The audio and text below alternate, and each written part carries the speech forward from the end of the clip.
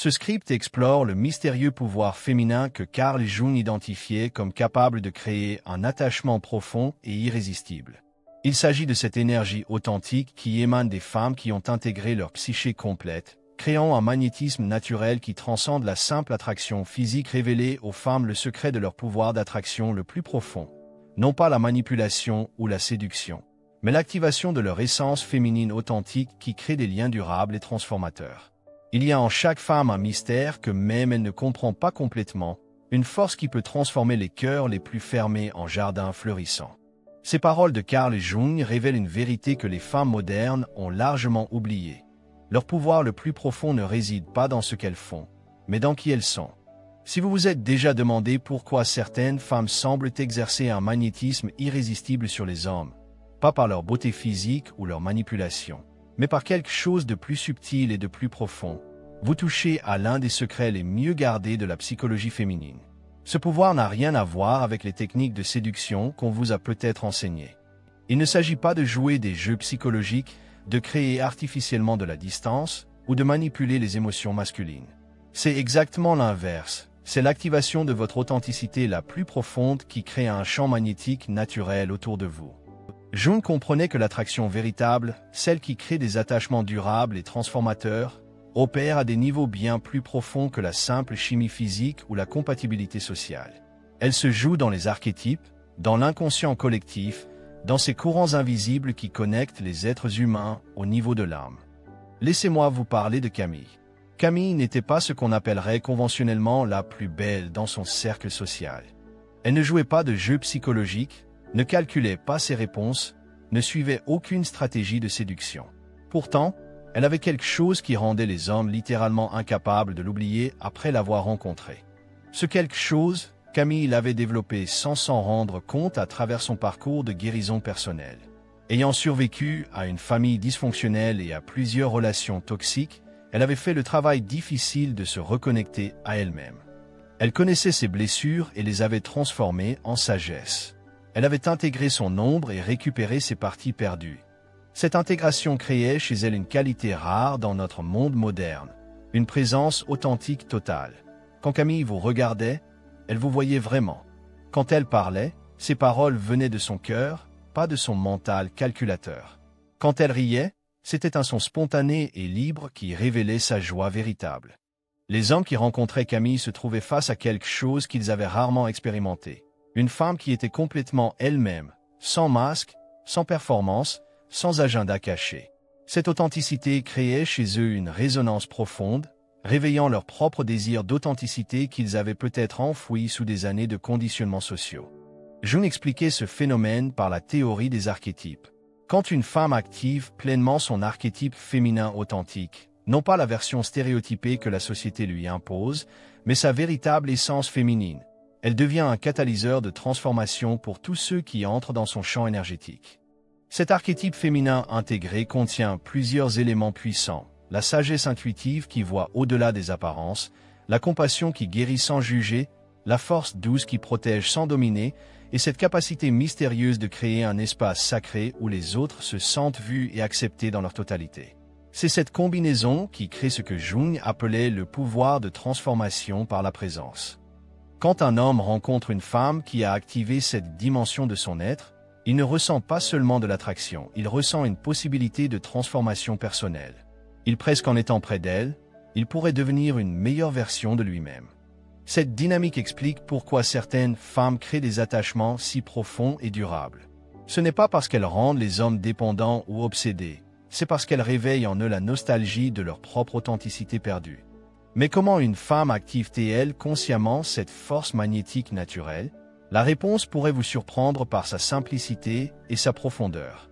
Le secret le plus contre-intuitif du magnétisme féminin réside dans la vulnérabilité authentique, non pas la faiblesse ou la dépendance, mais cette qualité rare de pouvoir être complètement ouverte tout en restant entièrement forte. Cet paradoxe apparent est au cœur de ce que Jung identifiait comme le pouvoir féminin le plus transformateur. Notre société nous a conditionnés à croire que la vulnérabilité est une faiblesse, quelque chose à cacher ou à compenser. Nous avons appris à construire des façades de perfection, à porter des masques de contrôle, à présenter des versions édulcorées de nous-mêmes. Mais cette approche crée exactement l'effet inverse de ce que nous recherchons. Elle nous rend prévisibles, superficiels et finalement oubliables. La vulnérabilité authentique dont parlait Jung est complètement différente. C'est la capacité de montrer vos vraies émotions sans les dramatiser, de révéler vos imperfections sans vous excuser d'exister, de partager vos rêves sans avoir besoin de garanties qu'ils seront respectés. C'est une ouverture du cœur qui vient de la force, pas de la faiblesse. Cette qualité crée ce que les psychologues modernes appellent l'effet de transparence émotionnelle. Quand vous cessez de cacher qui vous êtes vraiment, quand vous arrêtez de filtrer vos réponses pour correspondre à ce que vous pensez que l'autre veut entendre, quelque chose de magique se produit. Vous devenez irrésistiblement réel dans un monde d'artifice. Prenons l'exemple de Léa, une femme qui avait passé des années à perfectionner l'art de paraître idéale. Elle s'habillait parfaitement, parlait de manière calculée, cachait soigneusement ses insécurités et ses défauts. Ses relations étaient polies mais superficielles, et les hommes qui s'intéressaient à elle semblaient toujours finir par perdre leur fascination initiale. Le tournant est venu lors d'un dîner où Léa, épuisée par une journée difficile, a laissé tomber sa façade habituelle. Quand son accompagnateur lui a demandé comment elle allait, au lieu de répondre mécaniquement « très bien », elle a dit simplement « honnêtement, j'ai eu une journée vraiment difficile. Parfois j'ai l'impression de porter un masque si lourd que j'oublie qui je suis dessous. » Cette simple déclaration de vérité a créé un changement immédiat dans la dynamique. Son compagnon s'est penché vers elle, ses yeux ont changé, et pour la première fois de la soirée, il l'a vraiment regardée. Dans cet instant de vulnérabilité authentique, Léa était passée de jolie femme avec qui passer du temps à être humain fascinant avec qui créer une connexion réelle. Jung expliquait ce phénomène par le concept d'authenticité archétypale. Quand nous cessons de jouer des rôles sociaux et permettons à notre véritable nature de transparaître, nous activons des résonances profondes dans l'inconscient de l'autre. Nous cessons d'être des personnages dans leur tête et devenons des personnes réelles dans leur cœur. Cette vulnérabilité authentique comporte plusieurs composantes cruciales. D'abord, l'honnêteté émotionnelle, la capacité de nommer ce que vous ressentez vraiment sans le dramatiser ni le minimiser. Ensuite, l'acceptation de l'imperfection. Cessez de prétendre que vous avez tout sous contrôle et révélez vos zones de croissance avec grâce. Enfin, l'ouverture du cœur, permettre à votre capacité d'amour et d'empathie de s'exprimer naturellement sans calcul. Mais attention, la vulnérabilité authentique n'est pas la même chose que le dumping émotionnel ou la recherche désespérée de validation. C'est une ouverture choisie et mesurée qui vient d'un centre solide. C'est partager vos vérités profondes parce que vous les assumez, pas parce que vous avez besoin que l'autre les valide. Cette distinction est cruciale car elle sépare la vulnérabilité magnétique de la vulnérabilité repoussante. Quand votre ouverture vient de la force intérieure et de l'auto-acceptation, elle attire. Quand elle vient du besoin et de l'insécurité, elle repousse. La femme qui maîtrise cette alchimie devient inoubliable parce qu'elle offre quelque chose de rare, une expérience d'authenticité mutuelle. En étant vraie, elle donne inconsciemment la permission à l'autre d'être vrai aussi. Cette dynamique crée des liens qui transcendent l'attraction superficielle pour toucher aux besoins les plus profonds de l'âme humaine.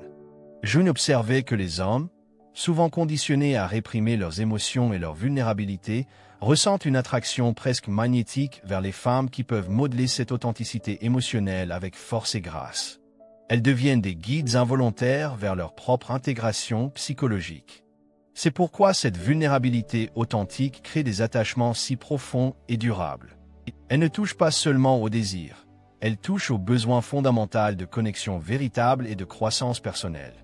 L'un des concepts les plus révolutionnaires de Jung concernant le magnétisme féminin authentique était sa compréhension de ce qu'il appelait la coïncidence des opposés, la capacité d'une femme intégrée à incarner simultanément des qualités apparemment contradictoires, créant une complexité fascinante qui défie toute catégorisation simple. Cette intégration des opposés va bien au-delà de l'équilibre superficiel entre des traits de personnalité. C'est la capacité alchimique de contenir et d'exprimer la totalité de l'expérience humaine. Être à la fois douce et forte, vulnérable et invincible, mystérieuse et transparente, indépendante et connectée. Cette multiplicité consciente crée une profondeur qui captive l'imagination et résiste à l'ennui du temps. Dans notre culture qui adore les étiquettes et les catégories simples, cette complexité authentique agit comme un aimant psychologique. Quand un homme rencontre une femme qui refuse d'être réduite à une seule facette, qui révèle constamment de nouvelles dimensions de son être, il se trouve face à un mystère vivant qui stimule continuellement sa curiosité et son désir de découverte. Considérons l'histoire d'Isabelle, une femme qui incarnait parfaitement cette intégration des opposés. En surface, Isabelle semblait contradictoire aux yeux de ceux qui la connaissaient superficiellement. Elle pouvait être d'une tendresse infinie avec un enfant blessé le matin, puis négocier un contrat commercial avec une fermeté d'acier l'après-midi. Elle pleurait devant un coucher de soleil, mais restait stoïque face aux manipulations émotionnelles. Cette apparente contradiction déstabilisait les hommes habitués aux femmes unidimensionnelles. Ils ne pouvaient pas la cataloguer mentalement, ne pouvaient pas prédire ses réactions, ne pouvaient pas la manipuler par des moyens conventionnels. Cette imprévisibilité authentique créait chez eux une fascination continue et un respect profond. Jung expliquait que cette intégration des opposés reflétait un niveau avancé d'individuation psychologique.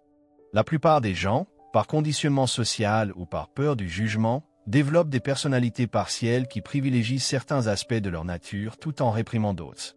Ils deviennent la gentille fille, la femme forte, l'intellectuelle ou l'émotionnelle, des versions réduites d'eux-mêmes qui rassurent les autres par leur prévisibilité. Mais la femme qui a fait le travail d'intégration psychologique refuse ces limitations. Elle a récupéré et embrassé tous les aspects de sa nature, créant ce que Jung appelait un soi unifié mais complexe. Cette unification ne signifie pas uniformité, c'est plutôt une orchestration harmonieuse de toutes ces facettes dans une symphonie personnelle unique. Cette complexité intégrée se manifeste de multiples façons fascinantes. C'est la capacité d'être profondément empathique sans perdre ses limites personnelles.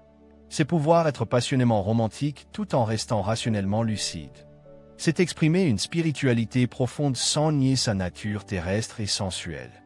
Prenons un exemple concret. Margot, une femme qui avait intégré son archétype guerrier et son archétype nourricier. Elle pouvait défendre férocement ses valeurs dans une réunion professionnelle, puis rentrer chez elle et créer un espace de tendresse et de soins pour son partenaire.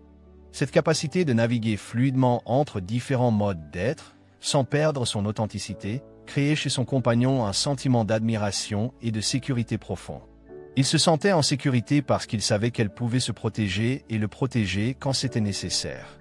En même temps, il se sentait nourri par sa capacité à créer de l'intimité et de la tendresse. Cette combinaison rare lui donnait l'impression d'avoir trouvé non pas seulement une partenaire, mais une alliée complète pour naviguer dans la complexité de la vie. Jung observait que cette intégration des opposés touchait à quelque chose de fondamental dans la psyché masculine. Les hommes, souvent contraints par les rôles sociaux à réprimer certains aspects de leur nature, particulièrement leurs aspects émotionnels et intuitifs, ressentent une attraction magnétique vers les femmes qui modèlent cette intégration complète. Elles deviennent des miroirs de ce qu'ils pourraient devenir s'ils osaient embrasser leur propre complexité. Cette dynamique transforme l'attraction en inspiration mutuelle, créant des relations qui stimulent la croissance personnelle de chaque partenaire. L'aspect le plus puissant de cette intégration est qu'elle crée une imprévisibilité positive. Contrairement à l'instabilité émotionnelle qui crée de l'anxiété, cette complexité intégrée crée de la fascination. L'homme sait qu'il peut faire confiance au caractère fondamental de sa partenaire, tout en sachant qu'elle continuera à le surprendre et à stimuler sa croissance. Cette qualité explique pourquoi certaines femmes créent des attachements qui durent des décennies. Elles ne deviennent jamais ennuyeuses parce qu'elles ne se limitent jamais à une seule facette de leur être. Elles restent des mystères vivants qui invitent à l'exploration continue. Jung résumait ce phénomène en disant que la femme complète est celle qui refuse d'être simplifiée. Elle maintient sa complexité non par manipulation ou confusion, mais par fidélité authentique à la richesse de sa nature humaine complète. Cette intégration devient alors un art de vivre qui transforme non seulement ses relations, mais sa propre expérience de la vie, créant une existence riche en nuances et en possibilités infinies. Au cœur de ce magnétisme féminin irrésistible se trouve ce que Jung identifiait comme l'éveil de la féminité sacrée, cette dimension de l'être féminin qui transcende les rôles sociaux pour toucher aux mystères les plus profonds de la création et de la transformation. Cette activation n'a rien à voir avec les clichés de la déesse intérieure popularisés par certains mouvements contemporains, mais plutôt avec une reconnexion authentique aux archétypes féminins universels. Cette féminité sacrée n'est pas un concept abstrait ou mystique, C'est une réalité psychologique concrète qui se manifeste par des qualités spécifiques et reconnaissables. C'est cette capacité mystérieuse qu'ont certaines femmes de transformer l'atmosphère d'une pièce par leur simple présence, de créer des espaces où les autres se sentent instantanément vus et acceptés, de catalyser des transformations profondes chez ceux qui les entourent. Jung observait que cette dimension sacrée du féminin contenait plusieurs archétypes puissants qui, lorsqu'ils sont consciemment intégrés, créent un magnétisme naturel presque irrésistible. Ces archétypes ne sont pas des rôles à jouer, mais des aspects authentiques de la psyché féminine à réveiller et à honorer. Le premier de ces archétypes est celui de la prêtresse, la gardienne de la sagesse intuitive et des mystères profonds. La femme qui active cet aspect de sa nature développe une capacité extraordinaire à voir au-delà des apparences, à percevoir les vérités cachées, à comprendre les motivations profondes des autres sans jugement. Cette sagesse perceptive crée chez les hommes un sentiment de se trouver face à quelqu'un qui les voit vraiment pour la première fois. Prenons l'exemple de Céleste, qui avait développé cette qualité de prêtresse sans s'en rendre compte. Dans ses interactions, elle avait cette capacité troublante de poser exactement la bonne question au bon moment, de révéler des vérités que la personne elle-même n'avait pas encore formulées. Cette capacité ne venait pas d'une formation psychologique, mais d'une connexion profonde à son intuition féminine naturelle. Les hommes qui passaient du temps avec Céleste vivaient des expériences de révélation personnelle qu'ils n'avaient jamais expérimentées auparavant. Elle créait inconsciemment un espace sacré où ils se sentaient en sécurité pour explorer des aspects, d'eux-mêmes qu'ils avaient toujours gardés cachés. Cette capacité transformatrice créait chez eux non seulement de l'attraction, mais une forme de vénération respectueuse. Le deuxième archétype est celui de l'alchimiste, la transformatrice qui peut prendre les énergies brutes et les transmuter en quelque chose de plus élevé. Cette femme possède cette qualité rare de pouvoir recevoir la colère, la frustration, la douleur des autres et les transformer en compréhension, en guérison, en amour. Elle ne les absorbe pas de manière toxique, mais les transforme consciemment par sa propre intégrité énergétique. Cette capacité alchimique se manifeste dans la façon dont elle répond aux défis relationnels. Au lieu de réagir émotionnellement aux provocations, elle répond depuis un centre de paix qui transforme la dynamique conflictuelle en opportunité de croissance mutuelle. Cette qualité crée chez les hommes un sentiment de sécurité profonde et d'admiration qui va bien au-delà de l'attraction physique. Le troisième archétype est celui de la créatrice, celle qui peut manifester la beauté, l'harmonie et la vie nouvelle dans tout ce qu'elle touche. Cette dimension ne se limite pas à la créativité artistique ou à la maternité biologique, mais s'étend à cette capacité mystérieuse de faire fleurir la vie partout où elle passe. Elle crée de la beauté dans les espaces qu'elle habite, fait émerger le meilleur chez les personnes qu'elle fréquente, génère des possibilités nouvelles dans les situations qu'elle rencontre. L'histoire d'Aurore illustre parfaitement cette qualité créatrice. Où qu'elle vive, elle transformait progressivement l'environnement en un lieu de beauté et d'harmonie. Plus important encore, les hommes qui entraient dans sa vie découvraient des aspects créatifs d'eux-mêmes qu'ils ne soupçonnaient pas. Sa présence réveillait leur propre potentiel créateur, leur donnant l'impression de devenir plus vivants et plus inspirés. Cette activation de la féminité sacrée ne peut pas être simulée ou imitée superficiellement. Elle émerge naturellement quand une femme se reconnecte à ces aspects authentiques de sa nature, souvent à travers un travail profond de guérison et d'intégration personnelle. C'est généralement le résultat d'avoir traversé des épreuves qui ont forcé cette reconnexion aux aspects les plus profonds et les plus vrais de soi. Jung soulignait que cette féminité sacrée activée créait ce qu'il appelait un champ de transformation. Les personnes qui entrent dans ce champ, particulièrement les hommes qui ont soif d'authenticité et de croissance spirituelle, ressentent immédiatement la possibilité de leur propre transformation. Ils ne sont pas seulement attirés par la femme, mais par la possibilité de devenir une version plus élevée d'eux-mêmes en sa présence.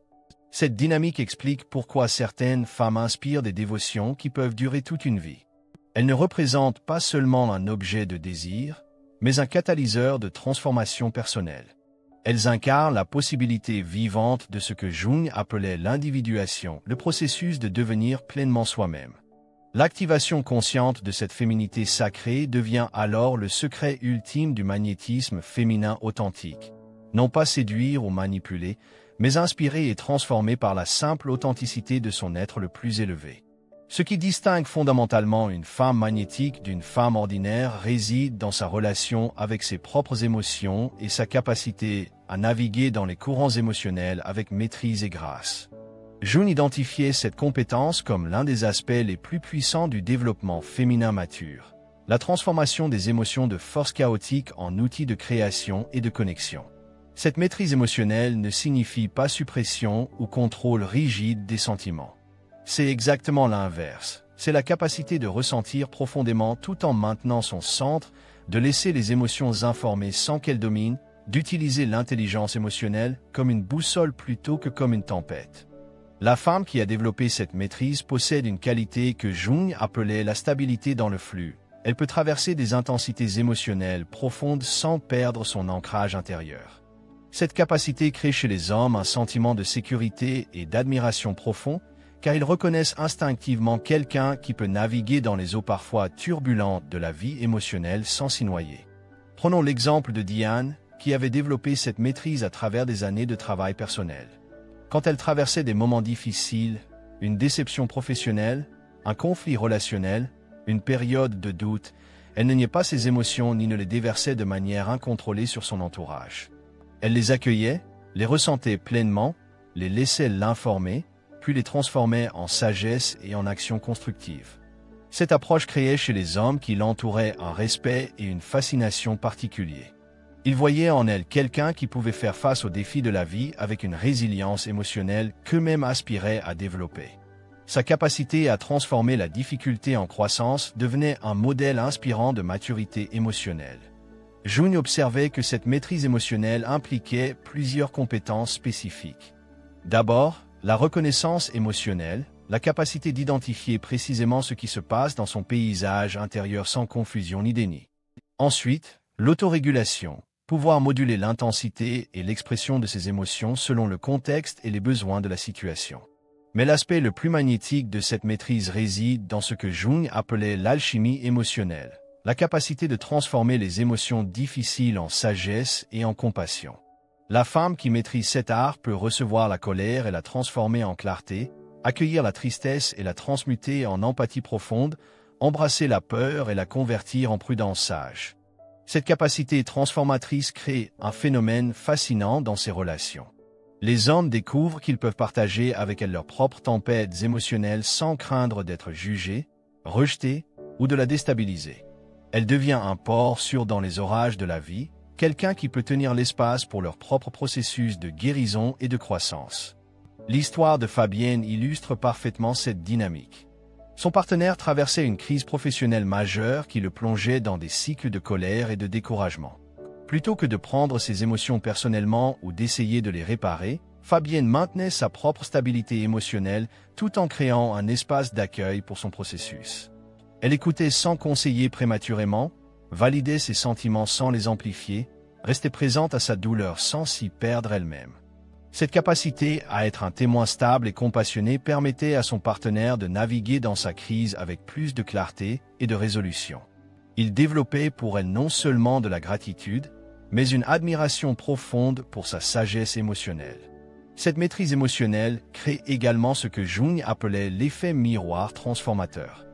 En modelant une relation saine avec les émotions, la femme inspire inconsciemment les hommes de son entourage à développer leur propre intelligence émotionnelle. Elle devient un catalyseur pour leur propre maturation psychologique.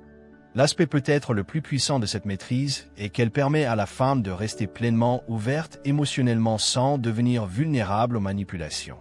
Elle peut recevoir et donner de l'amour profondément tout en maintenant des frontières saines.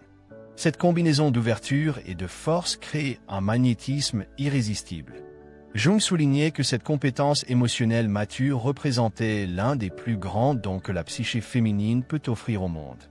Dans une société souvent déconnectée de l'intelligence du cœur, la femme qui a développé cette maîtrise devient un phare de possibilités, montrant comment naviguer dans la complexité émotionnelle avec grâce et sagesse.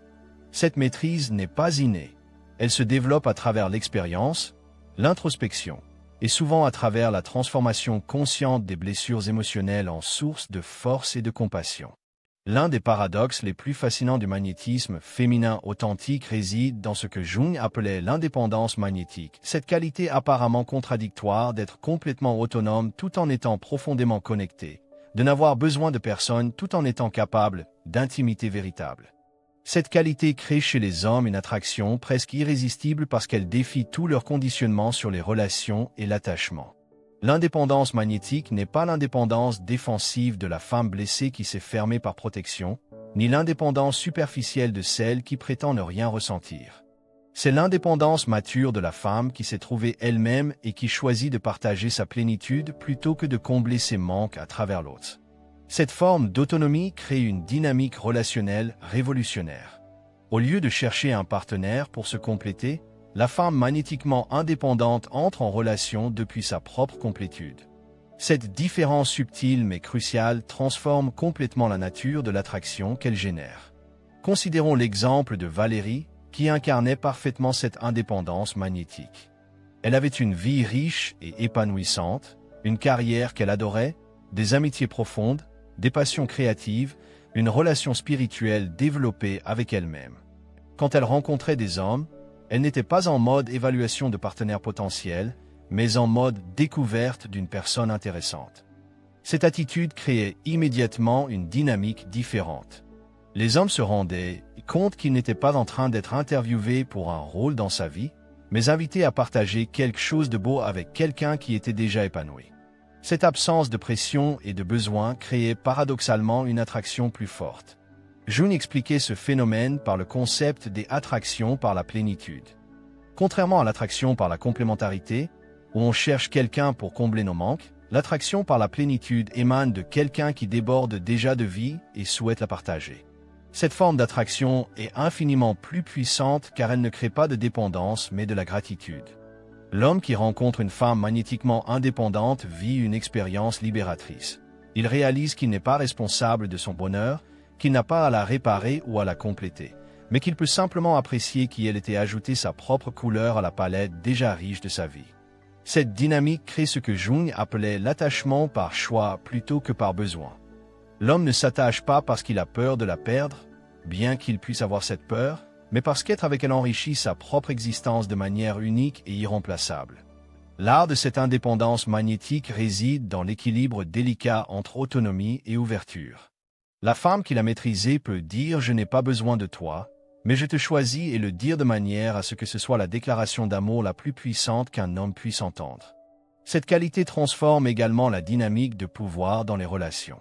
Au lieu des jeux de poursuite et de fuite, de la manipulation par la rareté ou la disponibilité excessive, elle crée une danse d'égal à égal où chacun peut être pleinement lui-même sans craindre de perdre l'autre.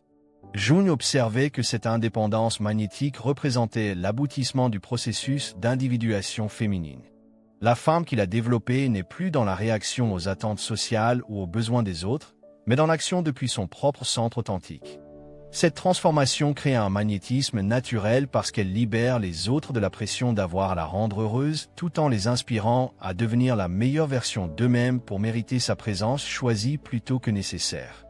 Quand une femme active consciemment tous ces aspects de son magnétisme authentique, sa vulnérabilité forte, son intégration des opposés, sa féminité sacrée, sa maîtrise émotionnelle et son indépendance magnétique, elle crée ce que Jung appelait des attachements transformateurs. Ces liens transcendent l'attraction ordinaire pour devenir des catalyseurs de croissance mutuelle et d'évolution spirituelle. L'homme qui entre dans l'orbite d'une telle femme ne vit pas seulement de l'attraction ou de l'amour, il vit une possibilité de transformation personnelle. Presque en étant près d'elle, il peut devenir une version plus élevée, plus authentique, plus intégrée de lui-même. Cette dynamique crée des attachements d'une profondeur et d'une durabilité extraordinaires. L'homme ne s'attache pas seulement à qui elle est, mais à qui il devient quand il est avec elle. Cette dimension transformatrice rend la relation irremplaçable dans son esprit et dans son cœur. Jung voyait dans cette capacité féminine l'un des dons les plus précieux que la psyché peut offrir au monde. La femme qui a développé ce magnétisme authentique devient un agent de transformation collective, inspirant non seulement son partenaire mais tous ceux qui croisent son chemin à se reconnecter à leur propre authenticité et leur potentiel le plus élevé. Vous portez en vous cette capacité magnétique naturelle. Elle n'attend que votre permission pour s'exprimer pleinement. Quand vous cessez d'essayer de plaire et commencez à être authentiquement vous-même, quand vous intégrez toutes vos facettes au lieu de n'en montrer qu'une partie, vous activez cette force transformatrice qui rend les cœurs incapables de vous oublier. Votre magnétisme le plus puissant réside dans votre authenticité la plus complète. C'est là que Jung voyait le véritable pouvoir féminin, non dans la manipulation, mais dans la révélation de votre essence la plus vraie et la plus intégrée.